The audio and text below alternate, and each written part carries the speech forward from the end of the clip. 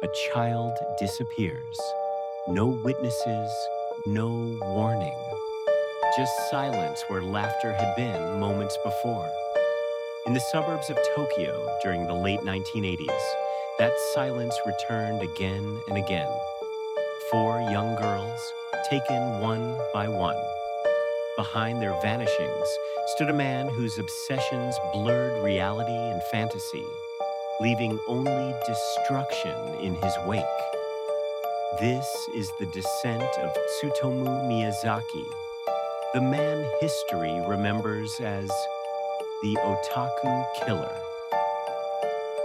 The first victim was Mari Kano, a bright and playful 4-year-old who lived with her family in Saitama Prefecture, just north of Tokyo. To her parents, Mari was the image of innocence. Her laughter filled the small apartment, her tiny hands clutching toys and picture books. She was a child of simplicity, with her whole life ahead of her. On August 22nd, 1988, Mari was playing outside near her home. It was an ordinary summer afternoon. The cicadas sang loudly in the trees, and the suburban streets of Saitama seemed safe. In Japan, it was common for children to walk freely, to play unsupervised for short stretches. Crime rates were low, and danger felt far away. But on this day, danger was watching. Lurking nearby was Tsutomu Miyazaki, then 26 years old. He had spent much of his life in quiet torment. Born with a rare condition that left his wrists permanently deformed, Miyazaki could not bend them upward, making his hands appear claw-like. The deformity haunted him. Children teased him, adults looked away, and even his family treated him with quiet shame. His physical difference became a wall between himself and the world. Unable to connect with people, Miyazaki withdrew into a private universe. He collected thousands of videotapes, obsessing over horror films, pornography, and anime. His room was stacked floor to ceiling with recordings, an archive of violence and fantasy. Over time, the line between reality and fiction blurred. His isolation fermented into resentment, and that resentment grew into something malignant. By the summer of 1988, Miyazaki's urges had shifted. Watching wasn't enough anymore. He wanted to touch, to possess, to control life itself. And so, on that sweltering August afternoon, he saw an opportunity. Marie was walking home alone after playing at a friend's house when Miyazaki approached her. To her, he was just another adult. Awkward-looking, yes, but not outwardly dangerous. He coaxed her into his car, likely using the same manipulative kindness predators across the world have used. A soft voice, a gentle offer, maybe even a toy or a snack. Her small frame climbed into the vehicle, never to return home. Miyazaki drove her deep into the woods near Tokyo, a place of silence broken only by the hum of insects. The trees closed in, and the city felt a world away. Here, in isolation, he gave in to his urges. What happened next remains one of the most disturbing acts of violence in modern Japanese crime. He sexually assaulted Mari, then strangled her. A child's laughter, silenced forever, in a clearing where no one could hear her cries. But Miyazaki's violence didn't end with murder. His compulsion ran deeper. He desecrated Mari's remains, performing acts of necrophilia. To him, she was no longer human. She had become an object, a vessel for his fantasies. Days later, Mari's family reported her missing. Police began searching, but no clear leads emerged.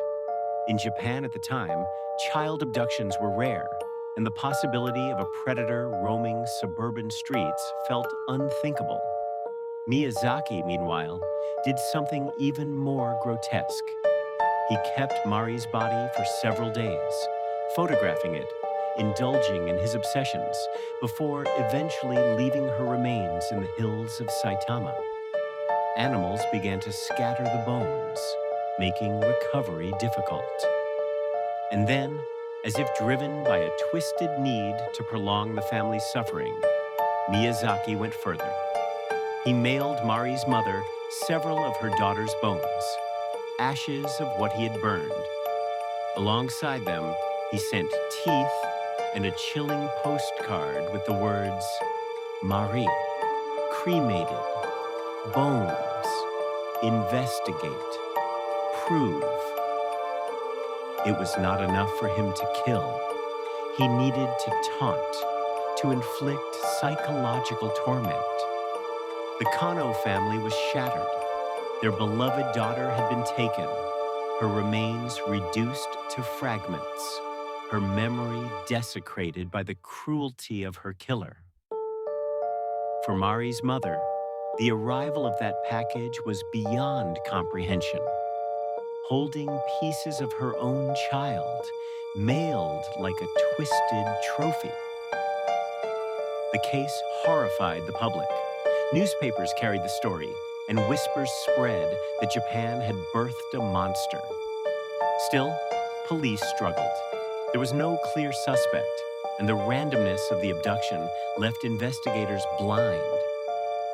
Miyazaki, meanwhile, faded back into his private world of videotapes and fantasies, emboldened by his crime. For him, Mari Kono was only the beginning. The murder of Mari Kono had shaken her community, but across Japan, life carried on. Newspapers reported her disappearance and then the discovery of her remains.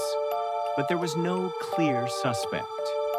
It felt like a tragedy that might have been isolated, a freak occurrence in a country that prided itself on safety.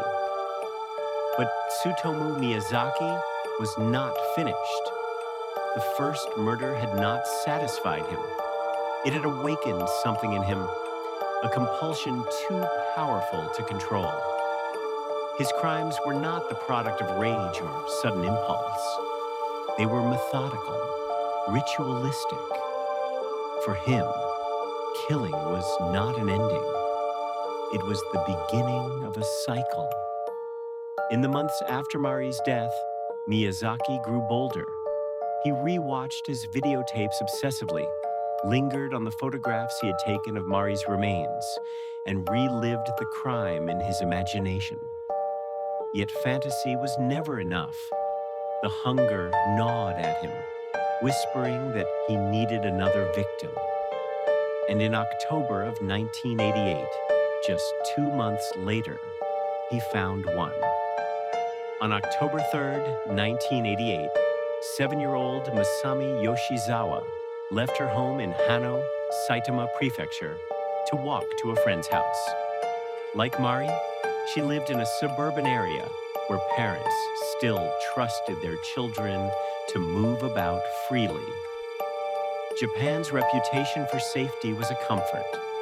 It allowed children like Masami to enjoy independence. She never arrived. As evening fell, her parents grew worried. They called neighbors, searched the streets, and eventually contacted police. The memory of Mari Kono's disappearance was still fresh, but many parents wanted to believe these cases were unrelated, that lightning couldn't strike twice. But lightning had struck, and this time, Miyazaki's cruelty deepened.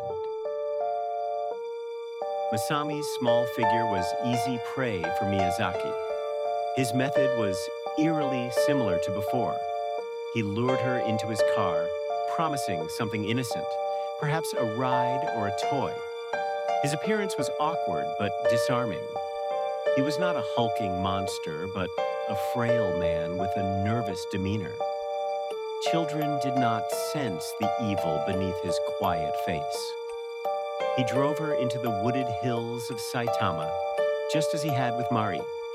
Once again, the forest became his sanctuary, a place where society's rules evaporated. He assaulted Masami, then strangled her. But this time, he lingered longer with her body. His necrophilic acts escalated, and he photographed her remains with meticulous care. To Miyazaki, the body was not evidence of a crime. It was an extension of his fantasies, a canvas for his compulsions. The brutality was matched by calculation. He dismembered parts of her body, taking them home with him.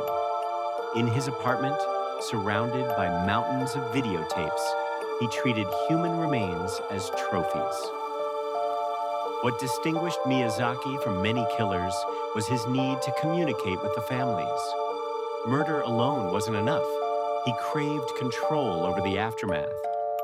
And so, as he had with Mari's mother, he tormented Masami's family too. Weeks after her disappearance, Masami's parents received a disturbing package. Inside were some of her bones, charred and reduced to fragments.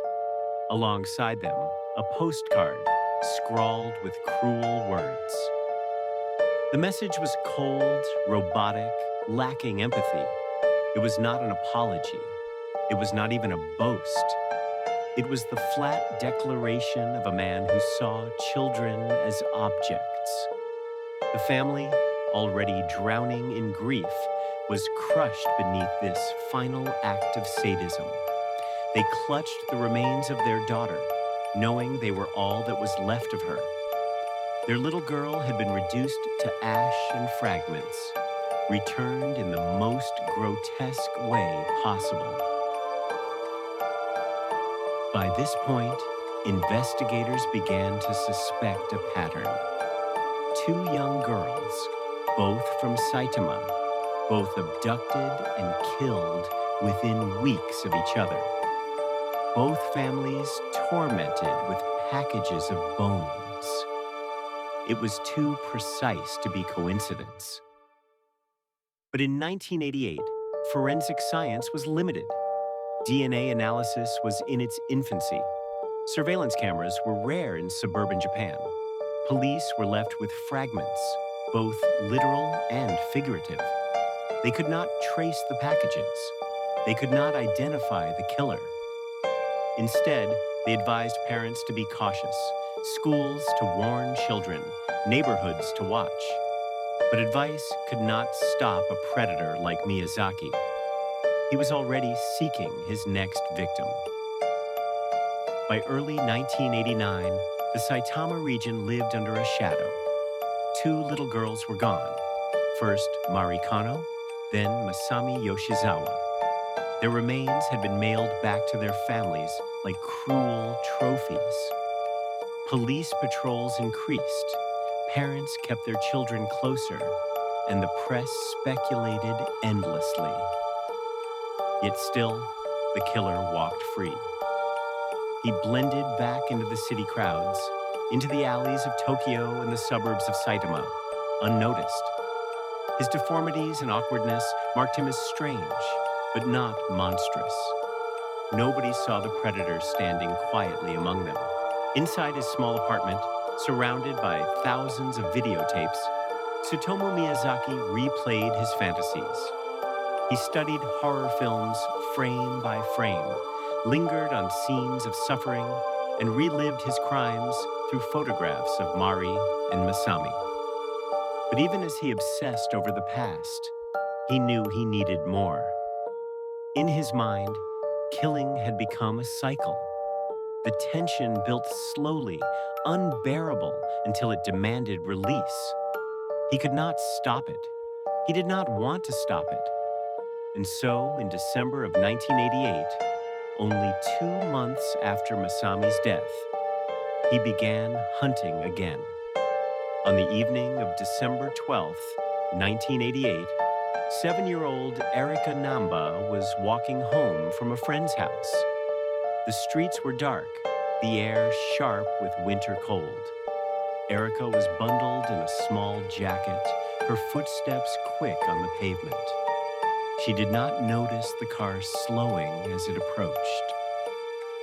Miyazaki rolled down the window. He said something quiet, enough to make her pause. He offered her a ride home. To a child, the kindness of an adult carried weight. She climbed inside. It was the last decision she would ever make. Miyazaki drove Erica toward a remote area. The city lights dimmed, replaced by the skeletal trees of the countryside. Once again, the forest became his stage, silent and indifferent. There, he forced himself upon her. Then he strangled her small body, ending her life. But Miyazaki had grown more cautious. With Marie and Masami, he had desecrated their bodies for days, taking photographs, indulging his compulsions. But the investigation was intensifying, and he feared discovery. This time, he acted quickly. He placed Erica's body into the trunk of his car and drove deeper into the woods. The night was freezing, the ground hard beneath his feet. He left her remains in a parking lot near a wooded area, then discarded her clothes further away. He believed separation would make discovery harder. It was his attempt at refinement, a killer learning from his own crimes. The next morning, Erica's family reported her missing. Police searched through the night, combing the routes she might have taken. And within days, they made the grisly discovery. Erica's body was found in the parking lot, abandoned like refuse. Her clothing, located nearby, told investigators she had been undressed, violated, and murdered. The community's fragile sense of safety collapsed. This was no longer a coincidence. This was no isolated tragedy. A predator was stalking their children, striking with terrifying regularity. The press seized the story. Parents pulled their children off the streets. Fear consumed Saitama, spreading into Tokyo and beyond. Miyazaki, however, wasn't finished tormenting Erica's family. In the weeks following her death, the Namba household received a series of disturbing phone calls. The phone would ring late at night. When answered, there was silence, or the faint, shallow breathing of a man on the other end. The calls repeated again and again, sometimes dozens in a single night. For Erica's parents, each ring was agony, a reminder of the monster who had stolen their daughter. They lived in constant fear, never knowing if the man on the line would reveal himself or if he was simply savoring their suffering. Investigators traced the calls as best they could, but Miyazaki's methods were simple enough to evade capture. The torment continued, deepening the family's grief. By now, detectives were certain these murders were connected. Mari Kono, August 1988. Masami Yoshizawa, October 1988. Erika Namba, December 1988. Each abduction followed the same pattern. A young girl walking home alone, lured into a car by a man who seemed harmless. Each body was found in or near a wooded area. Each family was tormented afterward. Packages of bones, cryptic letters, phone calls in the night. But while the pattern was clear, the suspect was not.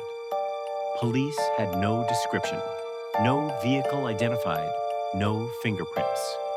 The killer moved like a ghost. Meanwhile, Miyazaki grew more brazen. His obsession with control extended beyond the murders. He clipped newspaper articles about the cases, rewatched his recordings, and fantasized about the fear spreading across the nation. He had become addicted not only to killing, but to the chaos he created. The Japanese media now circled the story like vultures. Words like ritual and sacrifice appeared in headlines. When police revealed that the killer had an obsession with anime and horror, the word otaku was thrust into the spotlight. To the public, Miyazaki became more than a murderer. He became a symbol of cultural decay, the embodiment of what many feared about obsessive youth subcultures. Piles of videotapes in his apartment, most of them ordinary horror or anime, were portrayed as evidence of depravity. The press declared that otaku culture bred predators. They painted Miyazaki not as an individual monster, but as the face of a generation corrupted by fiction. This moral panic would outlive Miyazaki himself. But for now, it fueled public terror, making his eventual capture not just a matter of justice, but of national cleansing. For weeks after Erika's death, the region lived in dread. Children were escorted to and from school. Neighbors watched strangers suspiciously. Police presence grew, but it wasn't enough. Because while they searched, Miyazaki was already slipping back into his fantasies, reliving Erika's final moments through memory, through photographs, through the growing archive of suffering in his home. He had claimed 3 victims, and before long, he would seek his 4th and final one. By early 1989, the murders of Mari Kono, Masami Yoshizawa, and Erika Namba had left Japan in a state of dread. 3 little girls gone, their families tormented, their innocence stolen. Parents no longer let their children wander alone. Schools tightened supervision, and yet fear lingered like a shadow. But while the nation braced for another tragedy, the killer himself carried on as though untouched. Tsutomu Miyazaki continued to work at his part-time printing job, visiting his parents occasionally, and retreating each night into the chaos of his cramped apartment. His room had become a shrine to obsession. Nearly 6,000 videotapes stacked from floor to ceiling, covering horror, pornography, anime, and his own recordings. Hundreds of photographs of his victims, some staged in grotesque positions. Fragments of bones he had kept as trophies.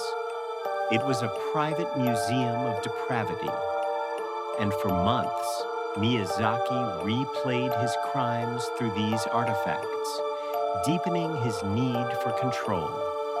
By June of 1989, the tension inside him was unbearable. 3 murders were not enough. The cycle demanded another, and this time, his hunger would lead directly to his downfall. On June 6, 1989, Miyazaki spotted Ayako Nomoto, a 5-year-old girl playing near her home. Like his previous victims, she was small, trusting, and unaccompanied. He approached with his usual disarming awkwardness, offering her a ride or a distraction. Ayako climbed into his car, unaware that she was entering the lair of a predator who had already destroyed 3 families. Miyazaki drove her to a secluded area in the woods, his familiar hunting ground. There, the pattern repeated: assault, strangulation, desecration. But this time, his compulsions escalated further. After killing Ayako, he took her remains home with him. In his apartment, surrounded by videotapes and clutter, he kept her body for days. He photographed her, mutilated her, and preserved parts of her remains. The line between fantasy and reality was gone. His crimes were no longer just murders. They were rituals, each one an attempt to sustain his crumbling psyche. On July 23rd, 1989, just weeks after killing Ayako, Miyazaki made a mistake that would finally expose him. He approached two young sisters who were playing in a park, attempting to persuade them to come with him. Their father noticed the strange man and confronted him. Miyazaki fled, but the father gave chase, following him back to his car. When confronted, Miyazaki lashed out, attempting to wrestle the father away. Police were called, and though he initially slipped away, the incident drew attention to him. Days later, investigators linked him to suspicious behavior near the sites of the murders. Then, during questioning, they found items in his car that connected him to Ayako Nomoto. Miyazaki's mask had finally cracked. When police raided his apartment, what they found shocked even hardened investigators. The tiny room was barely livable. Stacks of videotapes leaned against each other like walls, creating narrow pathways through the clutter. Thousands of titles, ranging from mainstream anime to violent horror and grotesque pornography, filled every corner. And among the tapes, investigators found the evidence they dreaded. Photographs of his four victims, some mutilated, some staged. Fragments of bones and body parts kept as mementos. Notes and records that revealed his obsession with death. The media seized upon the images of his room, painting it as a cave of madness. Reporters coined the name that would follow him forever: the Otaku Killer. Though the vast majority of his tapes were ordinary, the press fixated on them as proof that obsessive fandom bred predators. Overnight, otaku culture became synonymous with danger. Miyazaki was arrested in July 1989, and his trial became one of the most infamous in Japanese history. During interrogations, he showed little remorse. He described his crimes with a flat detachment, as though narrating a film he had watched rather than a life he had destroyed. He insisted that his deformed hands, his isolation, and his obsession with horror had driven him to kill. Defense attorneys attempted to argue insanity. Psychiatrists examined him repeatedly, some claiming he suffered from multiple personality disorder, others from schizophrenia. But the majority agreed. Miyazaki knew what he was doing. He was not insane. He was a predator who chose his acts. The families of the victims attended the hearings, forced to hear the details of their daughter's suffering. Each word deepened their grief, but they stayed, demanding justice. On April 14, 1997, after years of legal battles, the Tokyo District Court sentenced Miyazaki to death by hanging. The ruling declared that his crimes were deliberate, calculated, and carried out with full understanding of their horror.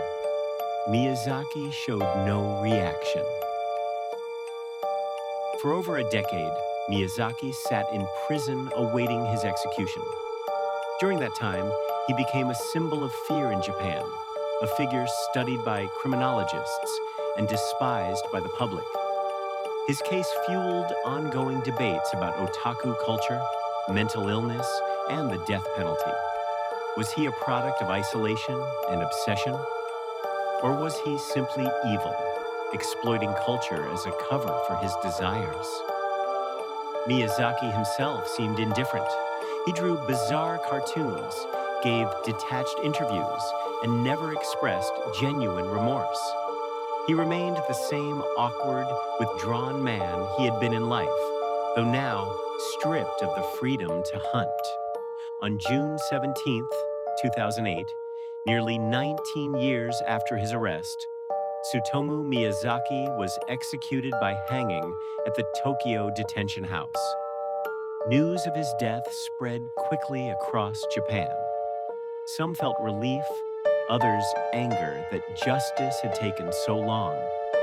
The families of his victims were left with little comfort.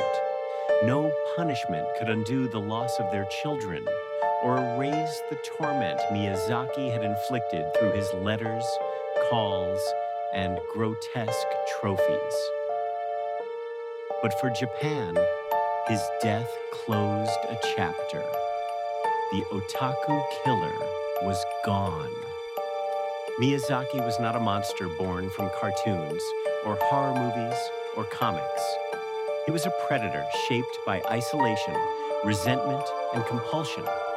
And yet, through the lens of media panic, his crimes distorted the way a nation saw its youth for decades.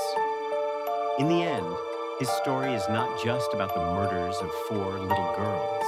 It is about how one man's darkness infected an entire culture's imagination, turning a word, otaku, into something cursed. And it is a reminder that behind every headline, every label, every panic, there are real families, real children whose lives were destroyed by a man who should never have been free to walk among them. Was justice served enough? Tell us your thoughts in the comments below. Like and subscribe to our channel for more mysterious murder crimes like this.